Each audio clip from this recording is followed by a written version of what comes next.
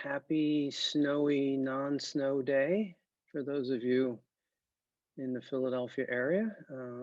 For somewhere else, I hope your weather's better. You don't have to shovel. I am John Pollock. I'm a curator in the Kislak Center. And welcome back, and welcome perhaps newly for some of you to the second week in the workshop in the history of material texts for the semester. I'm one of the co-directors, and my colleagues and teammates as part of this project are Jerry Singerman from the Penn Press. Welcome, everybody. And Zach Lesser from Penn English. Hey, everyone. To belabor a point that I know some of you have heard before, but maybe not all of you, I want to make sure to introduce Philip Mogan, who is the graduate coordinator for this year. Hi, everyone. Philip manages the listserv, and as most of you know, this is a public seminar. Everyone is invited. The listserv is easy to get connected with, and you're welcome to share our events as far and wide as you like. So please do that. Before I introduce Jim Duffin tonight, I do have an important message. Lorraine Carey, our dear Penn colleague and friend, was originally scheduled to share the podium with Jim tonight. Because of a family tragedy, the loss of her husband last week, Lorraine can't be with us. But we'd like to take this opportunity on behalf of all of us in the material text world to share our deepest sympathies with Lorraine and her family and send our thoughts and prayers to her. We're thinking about her.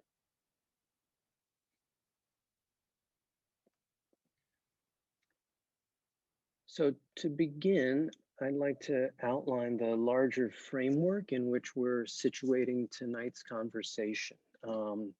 William Still, abolitionist, leader in the Pennsylvania Anti-Slavery Society, conductor for the Underground Railroad, and author of one of the most important sources about it, was born on October 7th, 2021, October 7th, 100 years ago.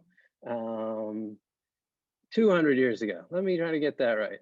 This is the 200th anniversary of William Still's birth. Thank you. So this year we are marking that anniversary with events and programs in Philadelphia through the year. I'm going to turn it over now briefly to Zach, who's going to show you a website he's putting together to gather this information. Thanks, John.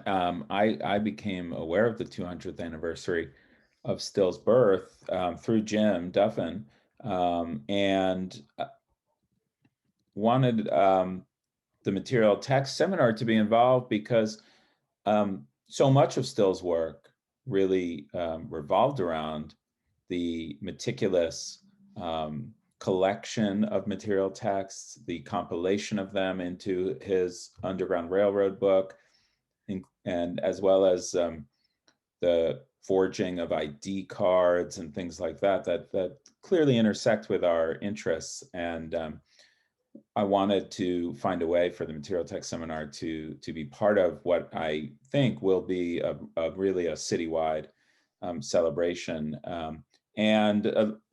Jim and Lorraine and others at Penn have been involved in trying to foster a year-long celebration from October 7th of this year through October 7th of the next year, the Still's 200th year. And this is just a very, I hope you could see it, this is a very basic website that the Price Lab put together, which is really just designed to do two things. One is to collate and serve as a kind of clearinghouse for events surrounding this celebration, because we expect there will be a lot going on at different institutions around the city. And we wanted a site, a kind of one-stop shop where people could find them all to give a kind of unity to what will be, I think, a great range of interesting events. So this is up now, and we're excited to start pointing people towards it. So if you know of any events surrounding Still that will be happening this year or next, if you're part of planning one at your own institution, please do just drop me an email. Don't hesitate. It's very easy for me to add something to the calendar. So just send me a title and details and location, date and time, and I'll get it up there. Eventually, this site will also host a what's called a story map, but basically a kind of narrative map of sites and a network of places and people connected with Still's life and work in Philadelphia. That is being put together by people in the history department at Penn, and hopefully we'll be kicking off in the next month or two. So that's something else that you can look for on the website. I think it'll be an interesting way for people to see this history as it persists today and its effects persist today in Philadelphia. So again, this is just a call to let me know if there's anything I can add to the calendar. And there's only a few things on there right now, but we expect that it will start to fill up soon, and looking forward to doing that. Great, thank you, Zach. Yeah, this is really exciting. And just to clarify, once again, William Still was born in 1821. So this is his 200th anniversary. I've got that right now. Math was never my strong suit, apparently. And now let's turn to tonight's speaker, very much in this vein. So it is always a pleasure for me to be able to listen to my friend and my colleague, Jim Duffin. Jim is the acting university archivist at Penn, and as such, he has responsibility for a vast range of the university's historical resources as well as its current records. I have rarely or perhaps never met folks who are as comfortable explaining early American land contracts as they are dealing with the intricacies of metadata software to manage archival collections. But Jim can do those things, and indeed he does every day. There are literally many times a week when I say to others or to myself, that's a question for Jim. We have to ask Jim. Jim will know. He always does know. Now, Jim has a certain degree of local fame as one of the great experts on the history of Germantown. And just last week, as a matter of fact, he shared with me a great find he unearthed after some digital sleuthing about one of the historic sites there. Jim translated, edited, and published the crucial early documents of Germantown in a massive volume called Acta Germanopolis, the Records of the Corporation of Germantown, which was published in 2008. And that volume is a true model for me of archival research and scholarship.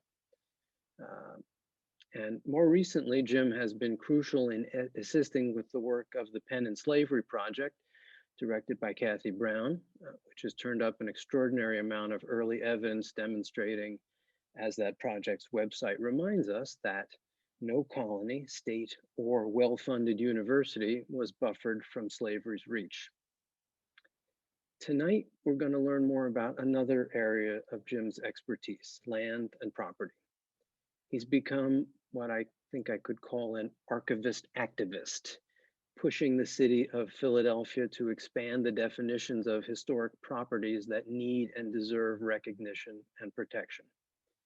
He's a quiet, eloquent spokesperson for studying and protecting our rich, diverse, complicated, beautiful, and ugly urban historical fabric. Tonight, he'll be telling us more about William Still's place in that urban fabric. Jim, welcome. Thanks for doing this. Thank you, John, and thank you, Zach. It's a pleasure to and a real honor to be invited to participate in the seminar again. Let me go to sharing the screen first.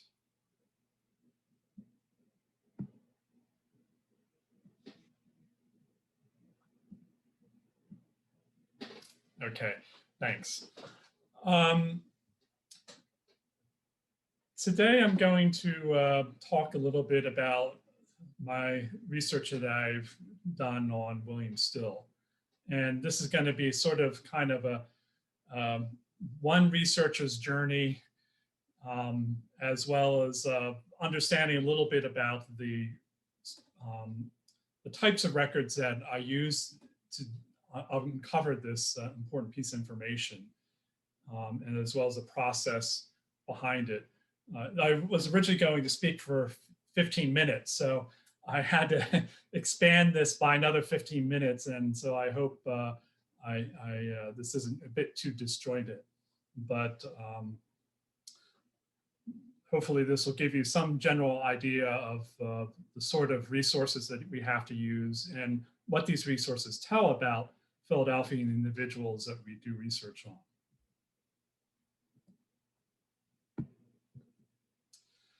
I got into this project really as a classic example of what one might call mission creep. I can first of all blame Aaron Wunsch, who's a professor in Penn's historic preservation program, of basically getting me down this road.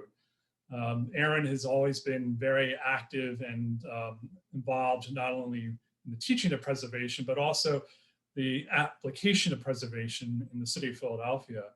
And when there were a group of people in Fishtown and needed help trying to save the first Polish Catholic church in Philadelphia, he turned to me and said, "No, they need some help with their deed research. Can you help them?" And I said, "Oh, sure, that's so easy for me. I can do that for that." So I did that. And then I ended up working with the person who wrote the nomination, Oscar Beisert.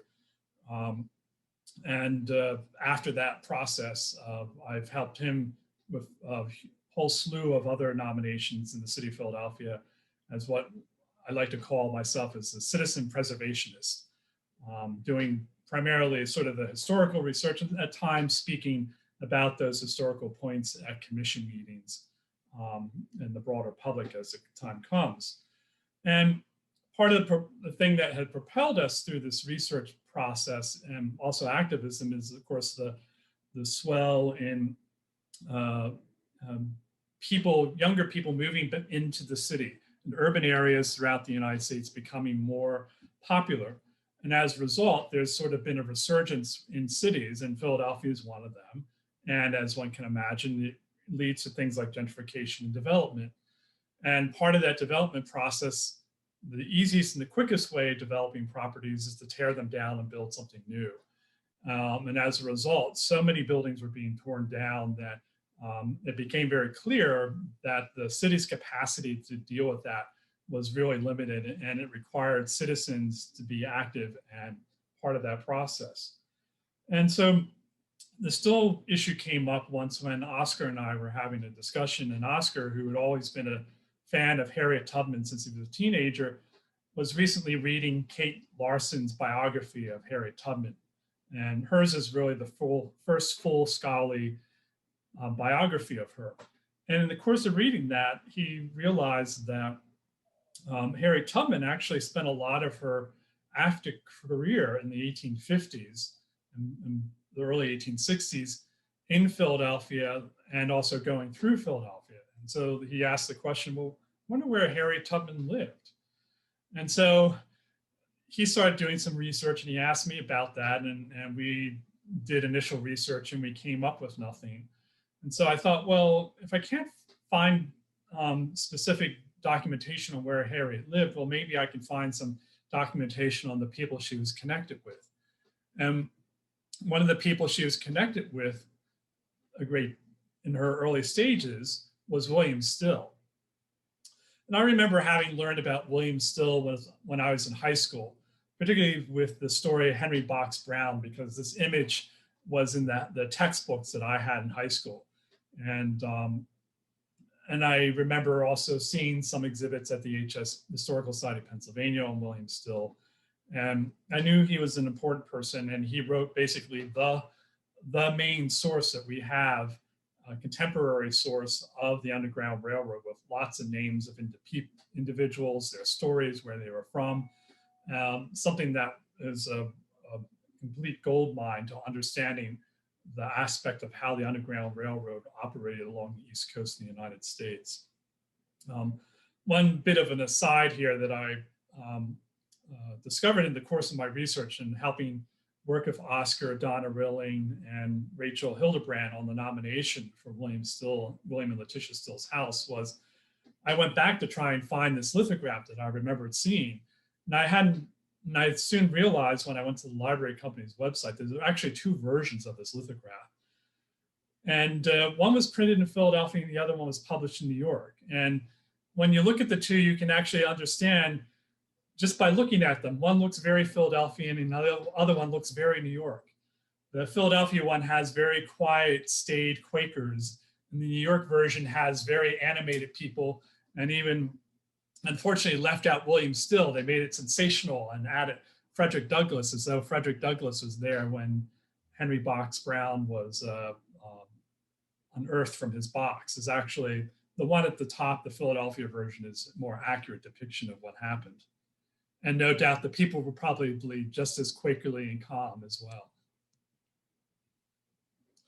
Of course, as I mentioned, the thing that William Still is most known for in his day and pretty much since that time is his groundbreaking book on the Underground Railroad. And I was really looking forward to Lorraine kind of talking about the book and how it inspired her with her writings, because this is just a phenomenal piece, not only in terms of just having a lot of basic, raw primary source data and first-person accounts of people who were involved, and also reproduction of documents and so forth.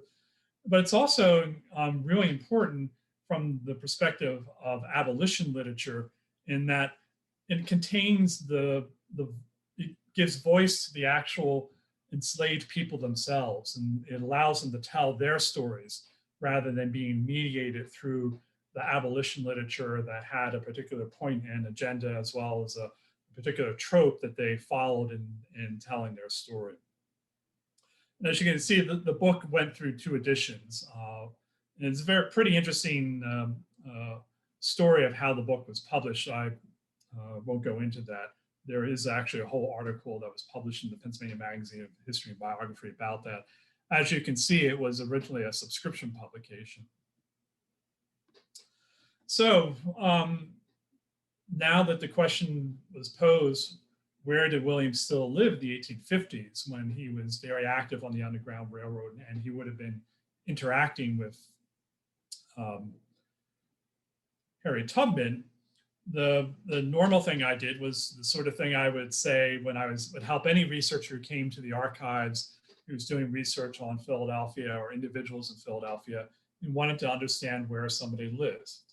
And so this is sort of the normal progression of sources that one would go through to find out that information. The first source I would tell people to go to are city directories. City directories are like telephone books. They were published annually since 1791. And their goal was basically to list all the heads of household within the city of Philadelphia, as well as their occupation and their address.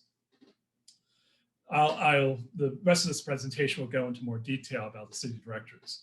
There are, of course, census records. The most helpful are the federal census records beginning in 1790. Beginning in 1850, the census records actually include the names and ages of every individual who lives in a particular household. And in addition to that, there are land records that we have in Philadelphia, as well as maps and atlases. City directories in Philadelphia are really tied to the broader history of city directories in the Atlantic world in the 18th century. The first city directories, I should say, city directories became popularized in the mid-18th century, starting out primarily in London. And they were obviously considered a very useful tool for growing urban areas to help locate people. And Philadelphia was the first city in the United States to publish a city directory. It actually published 2 city directories in 1785. You can see here, this is the McPherson version of the city directory. That included, as you can see, it starts with names of individuals, but doesn't include occupations, and then has an address. The biggest problem that city directories faced at this particular time is that there were no house numbers. in Philadelphia at this point. And as you can probably guess, there was no need for house numbers because people sort of knew where somebody was. The urban area wasn't that large enough that you needed to actually pinpoint somebody directly. So McPherson devised a system of numbering houses, which is basically modeled off the London version, where he would go up one side of the street, starting at the number 1, and say on North Front Street, he would start up on the east side of North Front Street, go up, count every building, give it a number, and then once he reached the very end of all the buildings on Front Street, he would come down on the other side, continue the numbers. And so you would end up with a very odd situation where you have number 38 North Front Street being across the street from number 824 North Front Street, something like that. And so this was, on the one hand, it was obviously modeled off the London version, but unfortunately didn't really work because, as most people know, London streets only are 2 or 3 blocks long, and then you have a new street name. However, in Philadelphia, the tradition was for the main streets to be continuous.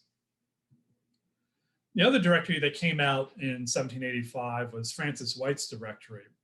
This version included occupations, but avoided the whole question of trying to assign house numbers, because this printer obviously knew that this was going to be a big problem, because first of all, there were no numbers on the buildings, and also using a set of numbers that is varies a great deal makes things very difficult to follow. The next city directory that came along was in 1791. As you can imagine, putting together city directories is not an easy thing, and also figuring out how to deal with describing locations in the directories was something that had to be followed much more closely. Finally, by 1790, the city of Philadelphia had, no doubt through the work of Clement Biddle, efforts of Clement Biddle, decided that they would work on putting street signs up on the houses in the city, and also numbering the buildings at the corners, so that if you had a street address, you would be able to know where a location was by looking at the building at the corner. And one of the things that really helped the 1791 city directory was that Clement Biddle was also the United States Marshal.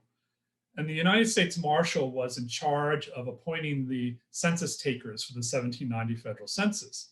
So Clement Biddle, as the United States Marshal, appointed all the census takers for Philadelphia and ordered the census takers not only to list the names of the individuals and the number of individuals living in the household based on the categories established by Congress, but he also asked the census takers to include their occupations of all the individuals in the city. He asked them to assign numbers to all the buildings and also indicate whether a building was a house or a store, and therefore ended up creating the raw data that he used to publish the city directory privately the following year. And here you can see an example of here are the 1790 Federal Census schedules and the 1791 directory shown so side by side, where you can see the entry for Chalmers Allen, his occupation is grocer. The address is 43 South Water Street, and he also apparently had, no doubt, his home was at 22 2nd Street. And one somewhat unusual listing for this directory is that of Richard Allen, the famous civil rights leader and founder of the African Methodist Episcopal Church in Philadelphia. It's listed here as a sweeper or a chimney sweeper at 59 Dock Street. The use and the helpfulness of city directories was something that grew wildly in America in the 19th century. And as you can see here, this shows you the growth of city directories from 1785 up to the 1900. These are a very useful tool for growing cities, and also, as some people argued, fit very nicely into the whole emerging capitalism where time is money, in the sense that city directories allowed you to spend less time trying to locate individuals or businesses or stores because everything was numbered and systematized. I should point out that the 1791 method of numbering, as you can see here, was a lot more logical than the previous set, where it established even numbers would be on the west sides of North-South Street and odd numbers would be on the east sides of North-South Streets. It also established that Market Street would be the dividing line between North and South in Philadelphia. And also it established that Front Street would, or I should say the Delaware River would be the beginning number for all numbers going from east to west. And number 1 would start at Market Street and then progress as you went north and south from Market Street. This is an example of how quickly the city directories worked at gathering information on individuals in Philadelphia. City directories were all undertaken as private enterprises, and they employed canvassers to go around and locate information on individuals and heads of households. And though they are not as inclusive and as revealing as the actual census records, which required every single household to be enumerated and the names of the heads of household to be included, the city directories are a very useful tool for helping to understand where people were in the intervening census years. You can see here this is a photo of the city directories we have at the University Archives. And you can see visually the growth of the size of the directories throughout the 1850s and 1860s. And also part of it reflects the growth of the city. In 1854, the city and county were consolidated and Philadelphia took in all the surrounding smaller communities like Germantown, Frankfurt, Manayunk, and so forth. But also by 1860, the canvassers made a really concerted effort to try and locate as many people as possible. And these endeavors were fairly successful, but they did have trouble at times. And this is not something that was unique to Philadelphia. A lot of city directories had problems locating people. And one of the very interesting things about this process is that while city directories were very, very much reflective of the power dynamics of the time, in that it listed the heads of households, and heads of households were married men. Wives would not be listed, only widows would be listed. And poorer people generally were listed in a spotty fashion. And the farther you were from the center of society and the closer you were to the margins of the society, the more difficulty you had in appearing in the city directories. But one of the biggest ironies of this whole process is that often the information gathered by the canvassers from the city directories were from these people that didn't appear in the directories themselves. And some of that is actually expressed in some of the directions and descriptions of how city directories were compiled. In one description from 1850 in Portland, Maine, the city directory printer wrote, quote, "We have known wives to forget that they have husbands, sisters to forget that they have brothers, especially when they suppose that a tax bill or a notification to do military duty might be in the offing." And this actually, you can see here just by looking at the shelves here at how fat the volume for 1861 is, but then it really shrinks from 1862 up until really 1867. And in fact, part of that related to, as one of the city directory publishers noted, that their canvassers had trouble getting information on people during the Civil War because people were afraid that they may have been actually people working for the draft board, and therefore were not giving them information. The gendered nature of the information and also the way information was conveyed within families at the time was even revealed within 1849 city directory publishers' comment in sort of a very exacerbated way. He wrote an admonition where he says, quote, "We advise every man to let his wife know his business and to learn how to spell his name," unquote.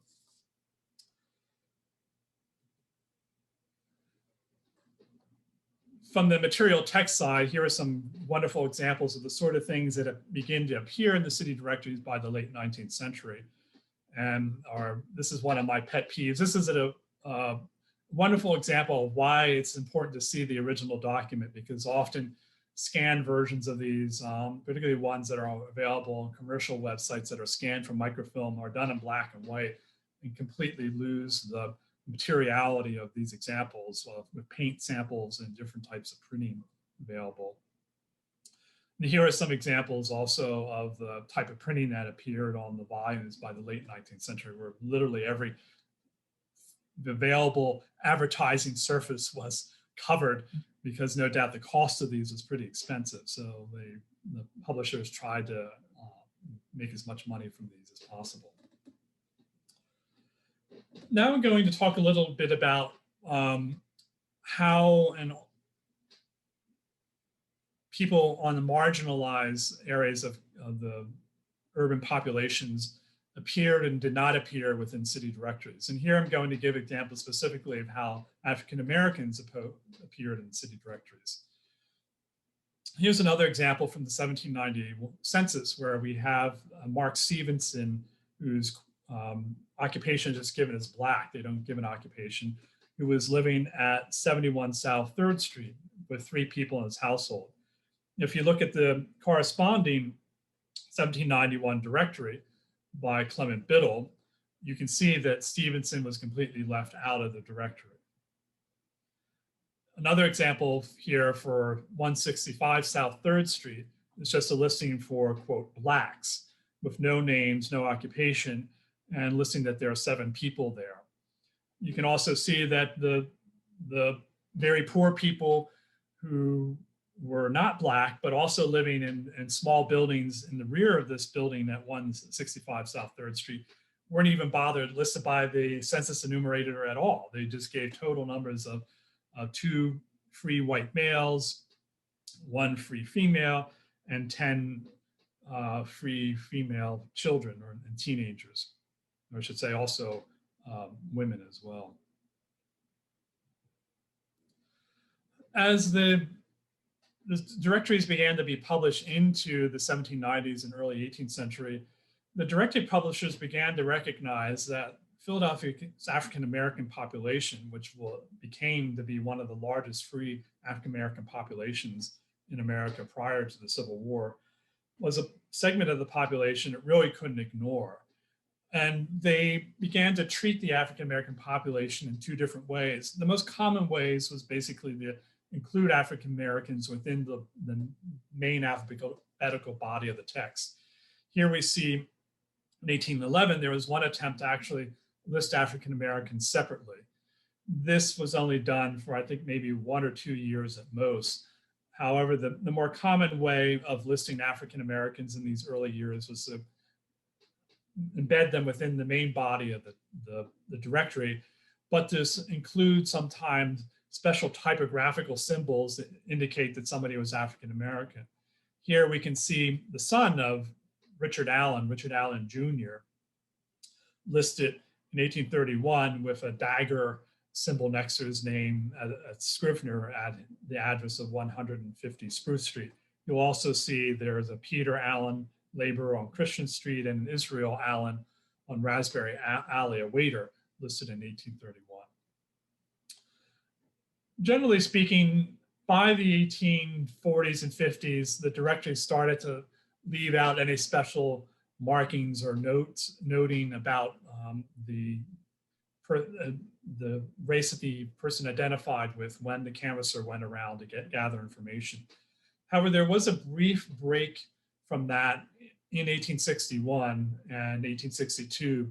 And as you can see here, the entry for Octavius Catto and Hester Catto, and in these cases, the city directory employed a C to designate the word colored for these individuals to distinguish them from non-African American individuals within the directory.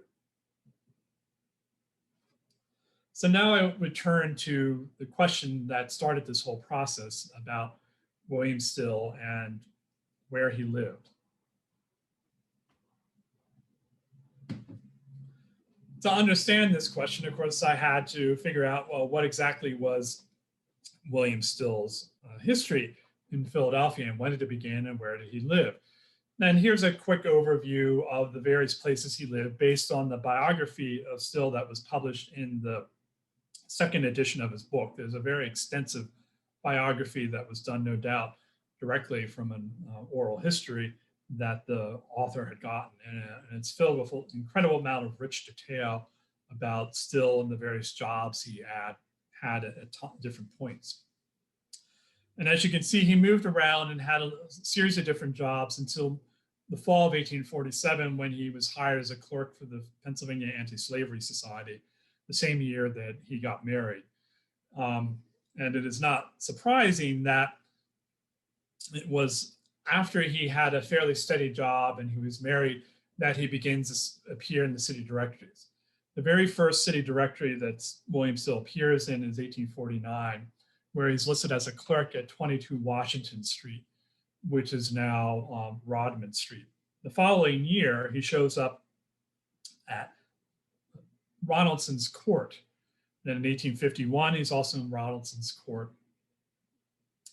In 1853, he disappears, and then 1854, he's shown as House Ronaldson, one door above Shippen. So this was very important information. I had to figure out, oh, well, great, he shows up on Ronaldson Street or Ronaldson's Court. I had to figure, well, where's Ronaldson's Court? But then the question was, where exactly on this street did he live? There's no number listed here. And so it was a bit confusing. So I had to start doing additional research. The first one was to figure out, well, where is Ronaldson Street or Ronaldson Court? So I turned to the city directory, included a description of where the street was. It mentioned that it was a street between 5th and 6th Street, between Shippen and South. Well, I had to figure out what's Shippen Street. Fortunately, I found this atlas from 1860 that showed Ronaldson Street, and you can see it here between what's now Bainbridge Street and South Street, between 5th and 6th Street. It's now known as Delhi Street. The name Ronaldson came after Ronaldson Cemetery, which was located right below it, which is now a public playground. This gives you a more detailed view of the street in the 1880s and gives you an idea of the types of houses. There are mostly row houses and a few twins, and some houses are courts as well. The next source I went to was the 1850 census. I figured, well, he's living there in 1850. Maybe I can get the names of all his neighbors from the 1850 census and then figure out which house he was in. So I did that. I went to the 1850 census. I found William Still. He's listed as William Steele. And I did find names of two of the people that appear immediately before and after him in the directory. Unfortunately, as you can see, both of those entries just include the name of the street, but no number. So the next source I went to was an 1855 census that was conducted by the Abolition Society as part of an effort to find out more information about the African-American population, and also to work against the argument that African-Americans would be a drain on the public welfare of the city and that they are not an integral part and contributing part of Philadelphia's vitality. And as you can see here, they asked a lot of questions about the households of individuals, their occupations, and their education, as well as other important information. So I went to that source, which is at the Historical Society of Pennsylvania, and I found William Still's entry. You can see him here, William Still listed in the whole list of Ronaldson Street people. They have in the note field, they have man clerk in anti-slavery office, the wife dressmaker. So I went from the 1856 census and then went to the 1855 directory. I should say that the census was likely taken in 1855 and then published as part of the work in 1856. That's why I say it's 1855, because it was done the year before. And here we can see the individuals listed in order in which the census enumerator went down the street. And you can see they went down the even side of the street, and then they hit William Still, who clearly was at the bottom of the street, and then went back the odd side or east side of the street. These were the individuals I was able to find in the street. So it did help me. I found some numbers, but I still didn't figure out, well, which house was Still's. Was he the last house on the even side, the first house on the odd side? I knew he was down near the end of the block based on that, and also the description in the directory is one door above Shippen Street. So one of the things that I did to help try and figure this out was I started looking at, well, who were all the other people that lived on that street? And this is one of the wonderful advances we have thanks to scanning city directories and the digital humanities. As we know, as demonstrated here, city directories are arranged by name, but they're not arranged by address. So there was no way to do a real search by address short of going through thousands and thousands of names. But now that the texts are OCR'd, I was actually able to do a search on the name Ronaldson. And as you can see above, there were 27 results of Ronaldson, and the majority of those results are all for Ronaldson Street. So with that information, I started to go into the deed records and the directory records, and I started doing a whole history of the block. As you can see here, this is by working through the process of figuring out where all the individual property owners were, where they were located, their names, and then the names of individuals as they appeared in the directories. And then also using the older numbers for this one particular block, which changed around 1858. Even going through that entire process, I still wasn't able to figure out where William Still was on the block, other than I knew he was near the end, but didn't know whether it was the east or the west side. So the final thing I just decided to do was I thought, well, maybe I can find something through going through the newspapers. First, I started searching the regular Philadelphia newspapers and nothing came out. So then I ended up going to the Pennsylvania Freeman, which was the newspaper of the Anti-Slavery Society, where William Still worked. He was a clerk, and he actually worked as an editor for this in his final years with the newspaper. And doing a search, I initially did a search under William Still. I didn't find anything. And then I did a search under Ronaldson Street. And then I came across this newspaper ad from Letitia Still, his wife. And here it very clearly stated, first house above Shippen Street, east side, between 9th and 10th Streets. And here it was, it identified the house on the east side and being the very first house. And so working backward from my research, I knew that it was this building here that is now 625 South Delhi Street, that was purchased in 1848 by Frank Williams, an African-American who came to Philadelphia from Augusta, Georgia, and actually purchased this as an investment property. He lived in another location in Philadelphia and rented it out, and Still was his renter, and Still remained here until around 1855, which coincides with when the house was sold to another African-American, Sarah Hawkins, and had a new owner and Still had to find a new place to live. The Pennsylvania Freeman newspaper turned out to be a really incredible resource in terms of offering a glimpse to the Philadelphia abolition and sympathetic community. And here you can see several different ads of different businesses, including something that's really great to see, a free labor confectionery. As you can well imagine, abolitionists were really concerned about where sugar came from, and that sugar cane that wasn't involved in slavery was used to make confectionery, and people who really cared about that could find a store that had free labor confectionery. So at the very end of this process, we were able to identify which house William and Letitia Still lived at. It was at 225 South Delhi Street. And we were able to nominate that to the Philadelphia Register for Historic Places. We were very fortunate because we later learned that the house was indeed slated for demolition. And so we managed to step in just in the nick of time. And you can see the house here to the right. And you can see the original steps that the house had, and it's still there. And those are the steps that the Stills went up and down. And no doubt Harriet Tubman, as well as countless others seeking freedom, had gone to. And the reason I actually show here what the street looked like in 2011 is that the William Still house had a new brick facade put on it sometime in the 1920s is our best guess.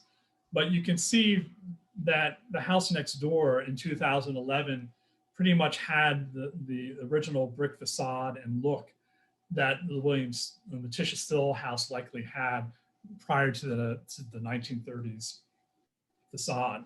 So I juxtaposed the two buildings right there. However, the important thing to bear in mind when looking at these two buildings, even today, is that as general, aside from the new brick facade, the entire appearance, scale, and massing, and even the steps are original to the Still's occupancy and can convey the sense of what that building looked like at the time the Stills are there. I hope this gives you a general idea of the process we went through, the sources we used, and some of the limitations and challenges they have, and the potentials that these sources can be used for research in the future. Thank you. Jim, thank you so much. Fantastic.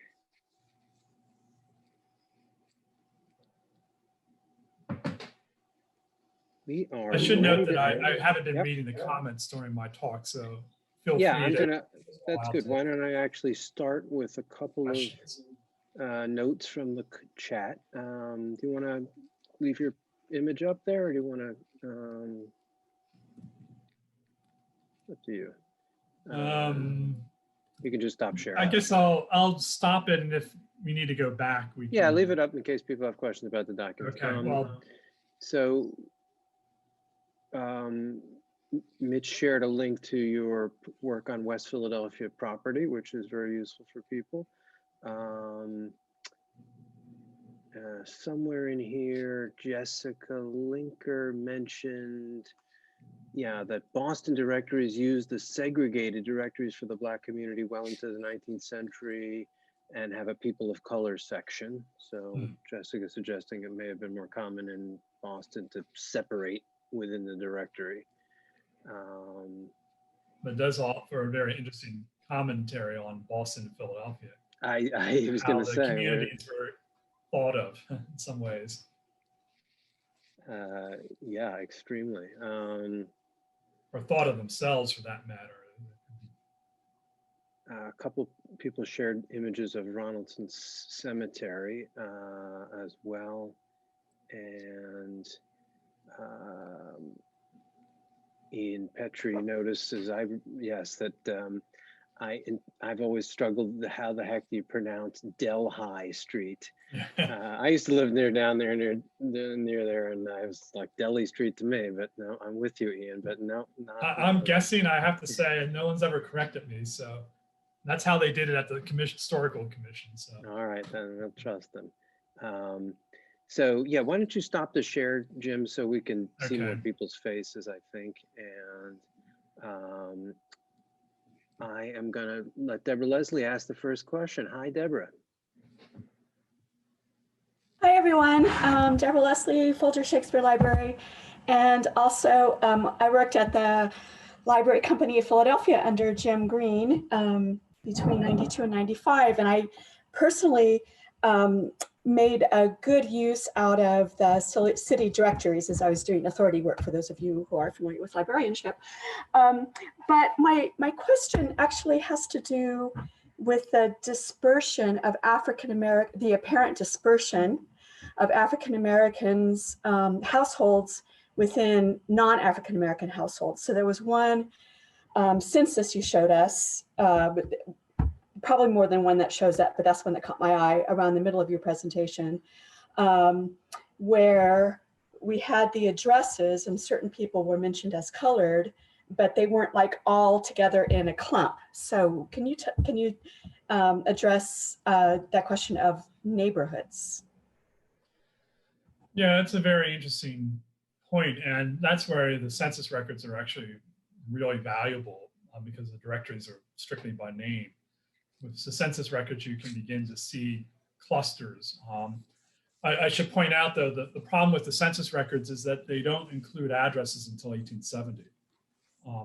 So we do have census schedules from 1850 and 1860 and the list of all the names, but to figure out what street you're looking at, you actually have to go to the directory. So it's a laborious process of reconstructing blocks at a time. But it seems fairly clear, at least by looking at the special censuses that were done by the Abolition Society. There was one done in the 1840s as well as the 1856 one. It does appear that, particularly for the higher density areas like Center City, present day Center City includes parts of South Philadelphia and actually parts of Northern Liberties, that African Americans seem to be pretty much clustered in certain areas. Though often what would happen is they would be in like Delhi Street, they would all be in that one street, but South Street and 5th Street and, I'm sorry, 9th Street and Bainbridge and so forth would be mostly all white. So you would have like one black block surrounded by whites. And sometimes you would have intermixing of particularly immigrants being mixed in with African Americans. The cases where you saw more dispersal are in more lessly populated areas of African Americans, say like Germantown, where you'll find maybe 2 or 3 African Americans in the middle of an area that was mostly all European Americans.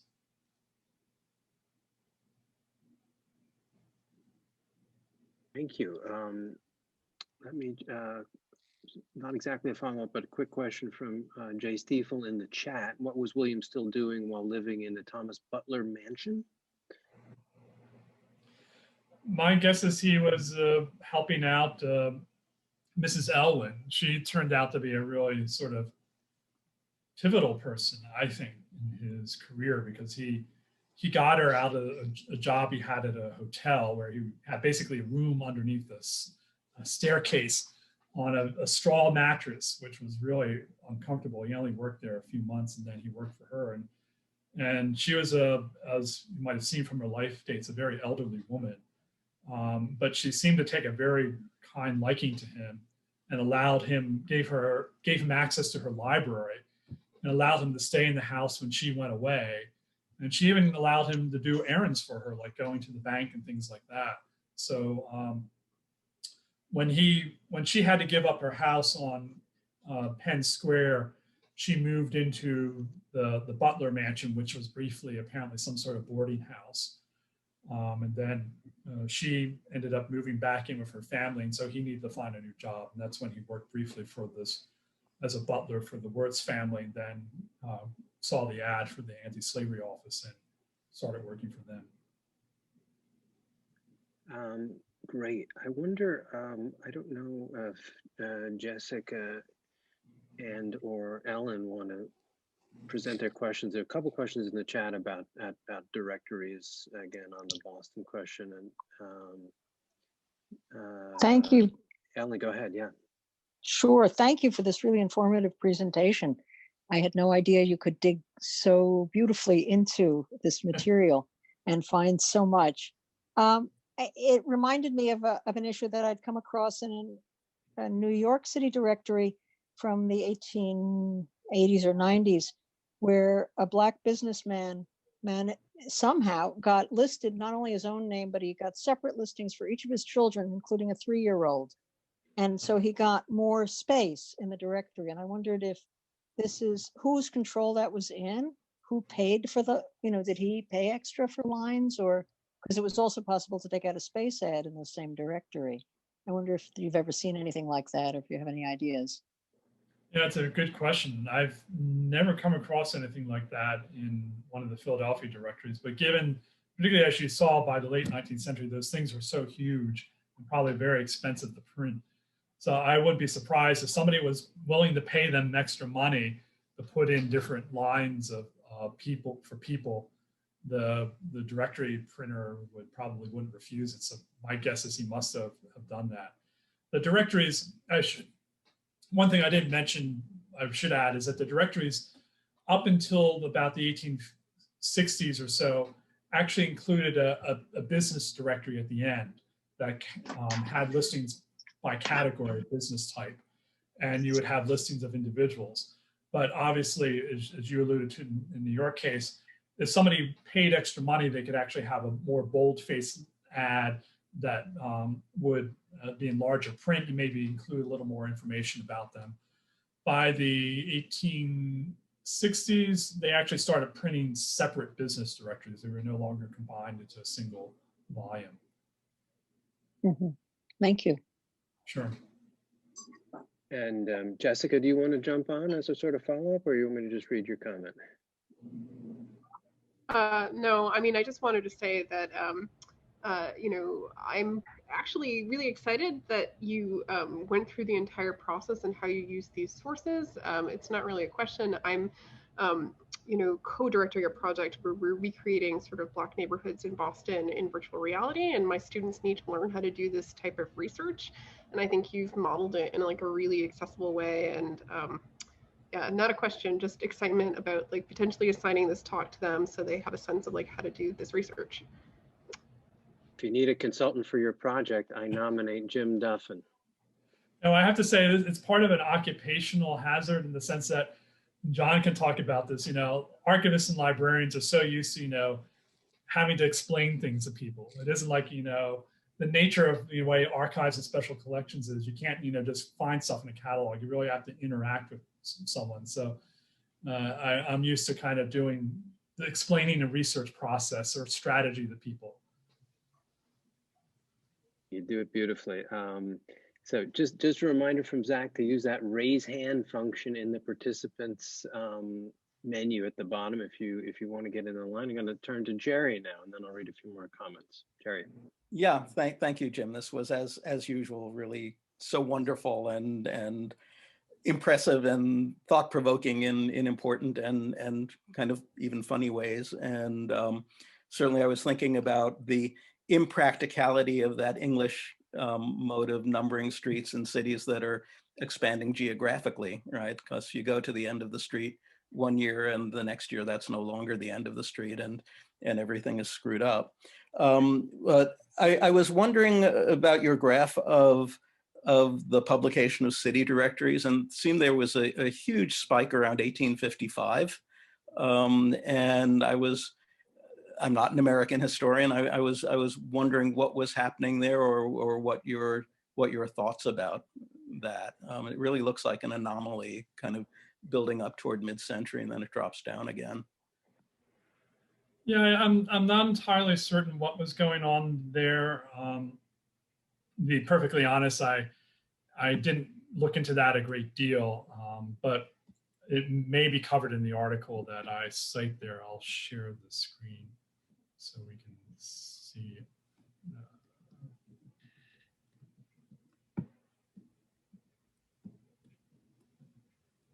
Sorry.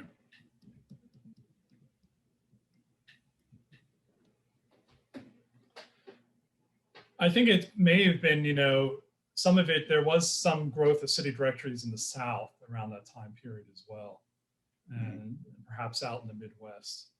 Yeah. But yeah, it is a very odd spike. It'd be interesting to know exactly what the measure that was being used to determine that. And, yeah. I mean, it seems to be actually the late 50s, maybe yeah. 60 or so. And it is interesting. Well, actually, yeah, it's right around, it could be right around the Civil War too. Yeah. It's interesting when you think of it, that's between, yeah, the late 50s. One interesting thing is they mentioned the issue of politics getting involved. In that particular article that talks about these directories mentions that there was a lot of problems with the canvassers right before the Civil War, particularly in places like Charleston, because they were afraid that, you know, the canvassers are Northern spies trying to get information on people. So they weren't giving them to one another. And one thing I should mention about addresses is that Philadelphia went through a major address change in 1856, 58, because of the fact that the numbering system was a straight numeric numbering system starting at 1 and just continuing all the way into infinity across Market Street. But the problem was that it became pretty hard to figure out where number 30 or where number 200 Market Street was, or where 100 Market Street was. And also newer buildings were being built in between and they didn't leave numbers. And so finally they came up with the current system we have. They call it sort of the decimalization, where you have each block being 100 block. And apparently that was something that other cities began modeling. It was kind of known as the Philadelphia system. I hadn't realized that it was, Philadelphia was one of the earliest cities to emulate that. Particularly as Western cities began to grow, and were adopting grid systems like Philadelphia, they used that, adopted the 100 numbering system that we now use. Yeah, kind of contrasting example, which a city that has a hybrid system is actually New York City, where the street numbering in Manhattan, say from Fifth Avenue down to Lexington or beyond, right? It's numbers of blocks, but it's all still the 100 block, right? And then as you get further east and presumably less expensive, where maybe you're not trying to have as prestigious addresses, right? Then you have the 200 block, then the 300 block, and the 400 block. So it changes midstream, which is odd. Jim, is a possible explanation for that 1850s bubble? I seem to recall there were competing publishers, at least at that moment, and like McElroy's, but there are other, like, is it like one year could have different publishers publishing directories, right? Or is that my imagination? They're from the 1850s. I don't think that there were ever overlapping years. I think there are 1 or 2 early years where you have 2 publishers doing directories, but in those later years, basically one publisher will stop and another one just takes it up. It seems as though there's never an overlap. The only type there was an overlap, I think, was with the business directories. I think a different publisher started doing the business directories. There was some overlap between standalone business directories and the combined name and business directories. Okay, sorry about that. David Maxey, question, go ahead.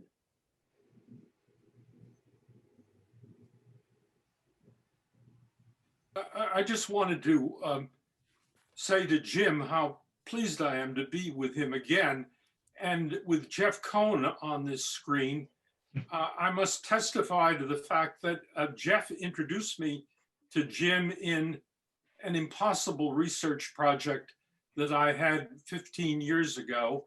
And to my absolute astonishment, in an area where I didn't think anything could be done, in identifying the real estate ownership in Lower Merion Township at about the time of the Revolution, a little later, Jim stepped in and plotted the whole damn township.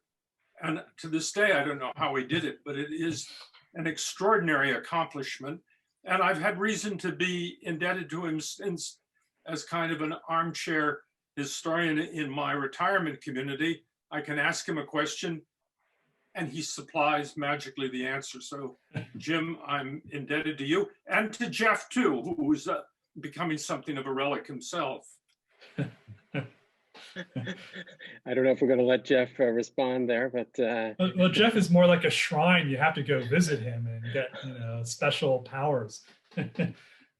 I second that about Jeff. He's a great resource, and he's turned me on to a lot of things as well over the years, because Jeff is the resource for iconography.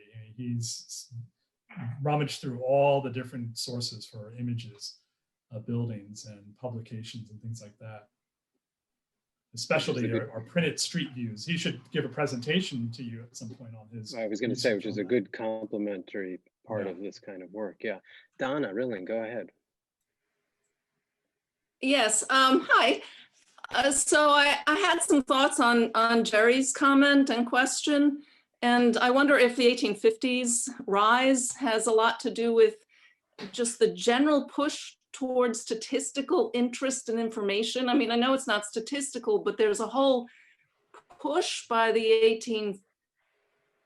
1840s, 1850s, thinking in terms of gathering information and statistics. And then another comment on this question of kind of the dispersion or the lack of numbers or specific numbers as there's a move away from the center towards the periphery. And Jim can speak to this certainly, but some of these streets weren't even really streets yet. I mean, they weren't official streets. So, or laid out or paved or entirely recognized or even entirely named. And so there seems to be a lot of vagueness about some of the people on the periphery that you can't really give them addresses because, you know, it's not entirely clear what street they're living on. So those are just my comments. Although I share all the praise of Jim, and thanks to all the times he's helped me out as well. Thanks. Yeah, I know your point about people on the periphery, and it's also, it sort of pushes the limits of numbering houses. In fact, the article that I pointed on is written by a cultural geographer, and it makes a very fascinating comment, a theoretical point about how one can almost read cities as text once addressing house numbers are assigned to them. And each house is sort of, the directory becomes kind of this key to this giant text of the city that can be read through the house numbers and is constantly changing and in flux. It's a very interesting, and the directory is sort of like the index to that text. But yeah, the critical thing is house numbering, and it's clear that it's a factor of development. The less developed an area was, the less numbered it was, the more vague the descriptions were. I've noticed this when I've done research in Germantown, that house numbering really didn't begin in earnest there until maybe the 1870s and 80s, even though it started, those addresses appeared in the city directory since the late 1850s. So city as text sounds like a nice segue for Peter Stalybras. Yeah. Thank you so much. I mean, it's just so wonderful to listen to you. I mean, always, Jim, that you give these wonderful illuminations. These questions are out of total ignorance. Is at what point do people start addressing letters in America? I'm thinking of things like the penny post, where you can actually start tracking addresses.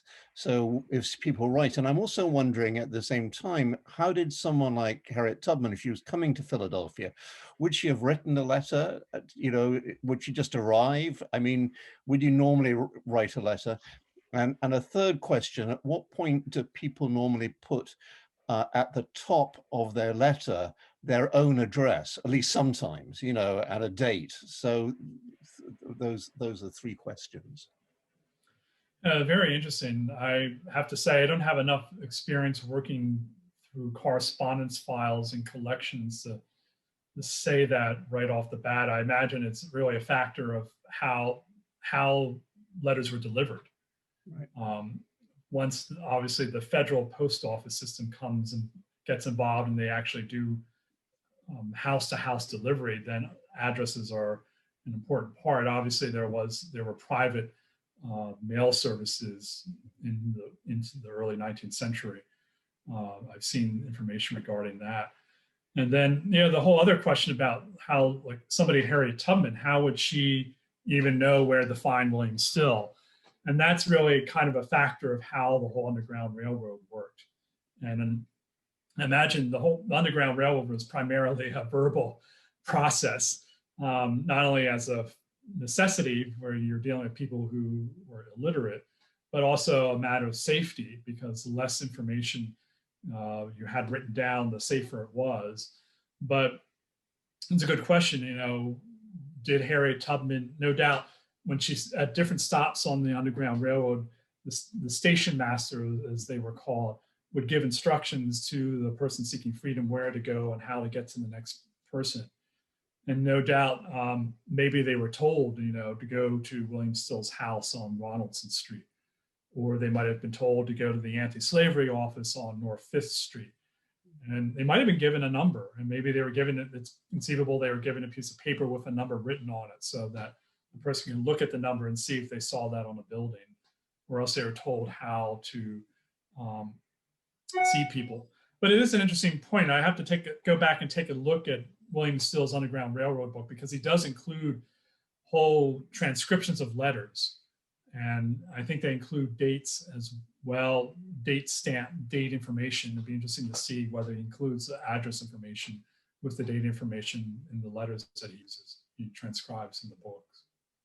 I guess the corollary is, are processes like the census or the making of directories driving the numbering or driving the impetus to number? It sounds like your first example from the 90s really suggested that there was, you want to be organized in a directory, you need a numbering system. And you had to put up signs too, which And requires signs. the city government to get involved, which they finally did. Yeah, absolutely. Street signs, I should say. Peter, any follow-up? No, I was just looking at comments by Lynn and Linian about how late you find people just saying, if you're famous, Walt Whitman, Camden, or something like that. So your comments. But vice versa. I mean, I'll have to say, I mean, lots of people by the late 19th century are buying stationery with their address printed on it. Henry James does that. He has very specific, as soon as he gets a telephone, he has his telephone number printed on his letterhead.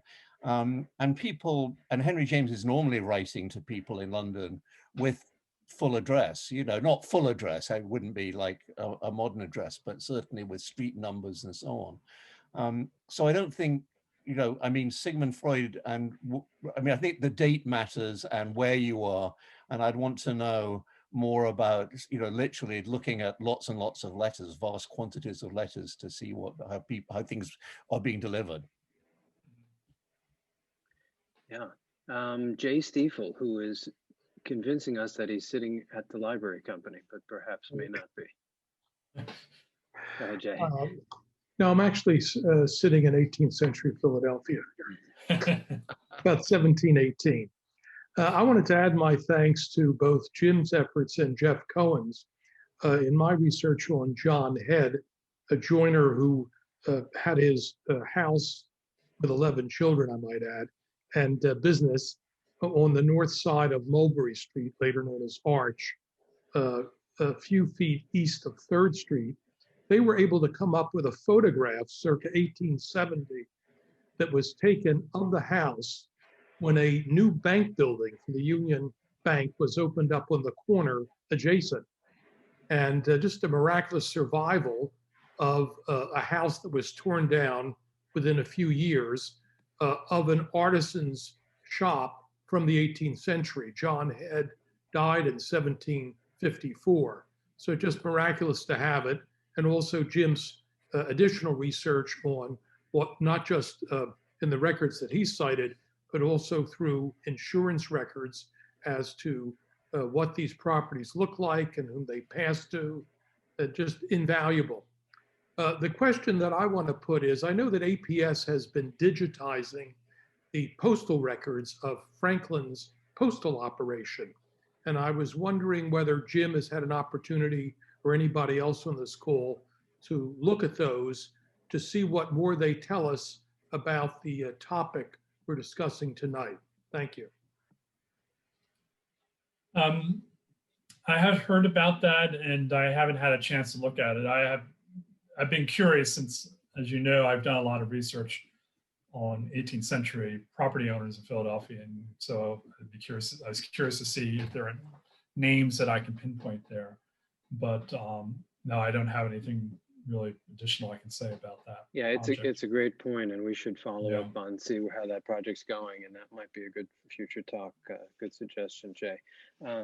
Let me read a comment question and add in one of my own, which is from Steve Peitzman. Steve actually has two questions.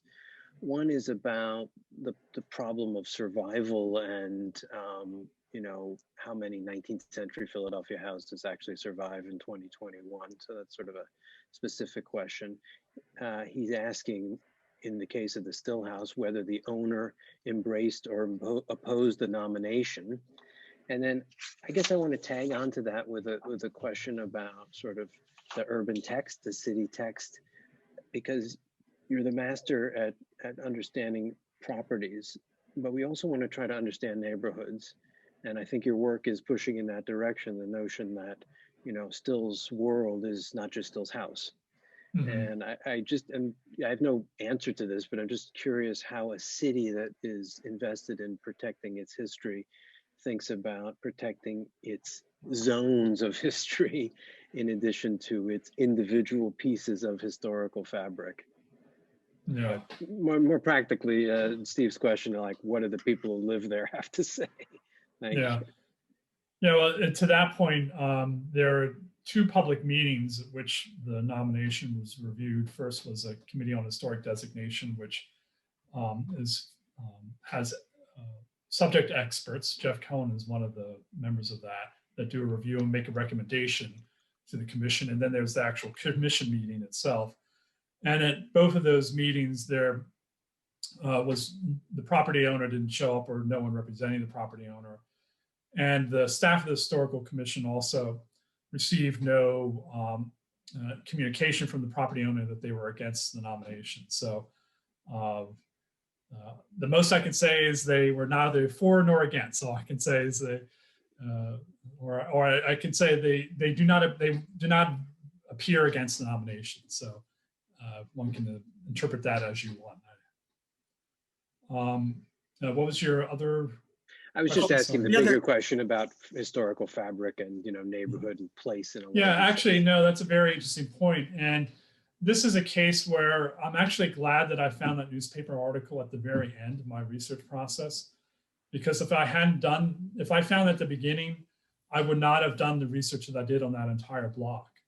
And that, when it forced me to do research on finding out when were all the other houses built, who were the property owners, who were the people that lived in them.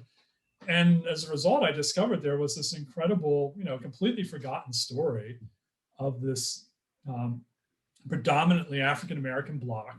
I've forgotten, I think it was by 1860 and 1850, I think it was 100% or 90% African-American residents and about 75% African-American owned. And several of the property owners didn't actually live there. They were investment properties. The house that William Still was in was somebody who moved from Augusta, Georgia in the 1840s to Philadelphia and had enough money to buy and these houses were brand new when they were bought in the 1840s.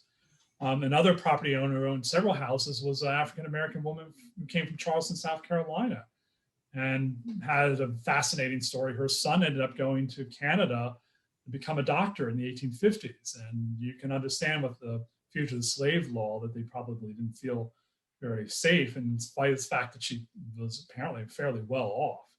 And so looking at this as an entire block instead of just one single house made me realize, you know, this is a community, this is a neighborhood, this is how we should look at it. And frankly, the more I would go back and think about it, I kind of wish we nominate that entire block and were able to preserve it as, you know, this is what an African-American community from the 1840s was still mostly intact.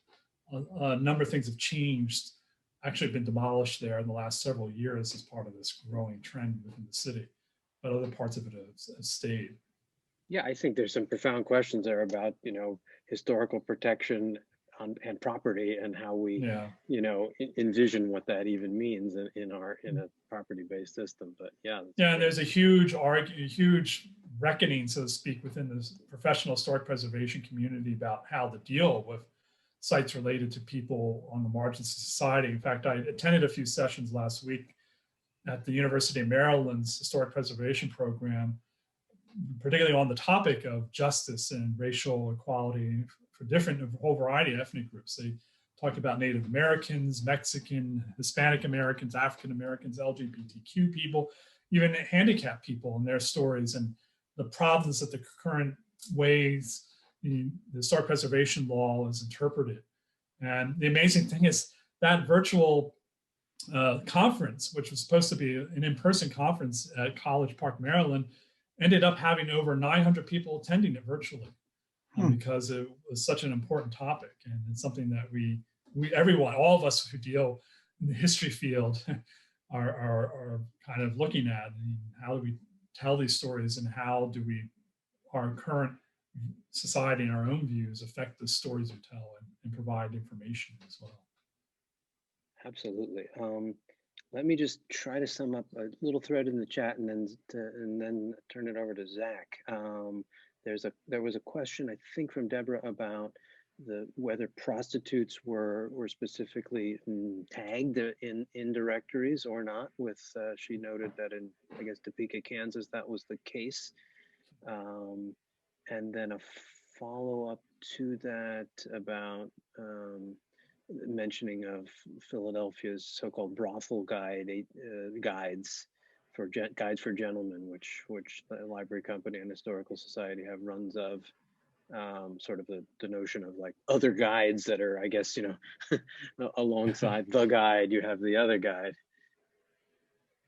Yeah, it's a very interesting question. I've never done any research in that to be able to tell, but it would be a fascinating project to look at something, compare the two, the brothel guide, to see what their official entry was in the directories and see, was there a sort of a code word that they used in their description of, was it a boarding house or some other thing, so that people who knew what they were looking for could find it using the regular business directory or the city directory.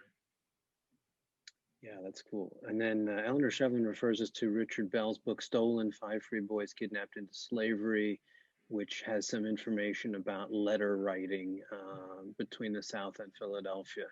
So I just corrected it myself after Donna because it was to the mayor. I was trying to remember that. And I remember I was just surprised about the different correspondence. I mean, it was so, but it wasn't from people from the South writing to freed African Americans. It was the mayor who, after received the letters, went to their neighborhoods in Philly. And I was just misremembering. So I want to correct. No, thanks, great. Thank you for that reference. Zach, go ahead. I think yours is the last question. This picks up on a few things in the chat, Jim. You had mentioned that the directories and house numbering, these all may be correlated to kind of growing capitalist economies in urban centers, which makes a lot of sense. You know, they also seem like they could easily be perceived as methods of surveillance and control. And I can imagine prostitutes, for instance, were mentioned in the chat. Someone compared it to the census and you know, questions on how do you collect information from undocumented people. I can imagine a lot of groups of people might not be so happy to have their exact location in a city enumerated in this way. And among them, African Americans, given that there were attempts to kidnap people and bring them back into slavery. And the riots of the 1840s, yeah. So are there any just sort of, can we find any resistance voices against even doing this project in the first place? Even kind of the kind of rationalization and you know, the level of detail, I could see itself being opposed for a range of reasons. And I wonder if there is any evidence we have in the archive of people just rejecting it. I mean, you mentioned the Civil War, you know, draft instances and stuff, but you know, more broadly, this idea like this is just not something we should be doing at all. That's a good question. Aside from that reference that one of the directory publishers put in their directories, and the examples I gave, I personally haven't come across any explicit example of somebody stating that they didn't want to be in a directory. But I'm not at all surprised. I would not be surprised if certain people did not want to speak to the canvassers. I do kind of have a general feeling that I suspect, I don't know, it'd be interesting to know for those who study this period, how trusting were people of the canvassers, or look at it the other way, how distrustful were people of government? I mean, today we have, you know, the buzzword, the deep state, and that's a very, you know, 20th century and 21st century phenomenon. But the question is, did people have any sort of concept like that in the 19th century? I'm sure they had, but was it the same And I suspect, obviously, it depended probably on people's experiences. It'd be interesting to know, say, how did, Jewish communities that came from Russia or Eastern Europe suffering from pogroms, how did they react to canvassers? Did they see them as, potential elements of the state, and did they, resist giving information to city directory canvassers? It would be kind of an interesting question. I'm sure people who've done research in that period could probably say, well, I find a lot of people are missing from the directories or are in the directories. But I'm glad you brought that up, because it reminded me of one point that I was going to make reference to in the talk, but I didn't, is the explicit example of why William Still doesn't show up in 1853. And at first I thought, well, there are a number of reasons that can be done. Maybe, the canvasser, he wasn't home, or there wasn't anyone home when the canvasser came by, or they chose to ignore him. Well, it turned out when I did the search, the street name search for that year in the city directory, there were no other listings for Ronaldson Street in that directory. So the canvasser just missed the street entirely. So it wasn't, somebody intentionally not giving information. But I think that there was intentionality in Still dropping out of the city directories after 1855. He doesn't show up in the city directory again until around 1859. And I suspect it was because not only did he move, but he was also involved in the Jane Johnson case. And that's the famous case that Lorraine wrote her book about Jane Johnson, who's an enslaved woman who was passing through Philadelphia with her enslaver, or master, as they used to call him, who was on his way to Venezuela. He was a government minister appointed to Venezuela, and he was passing through Philadelphia to get a ship.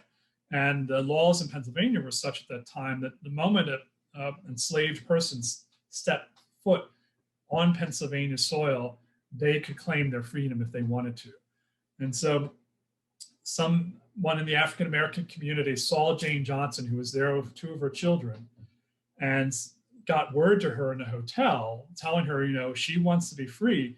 She can do that by staying in Philadelphia.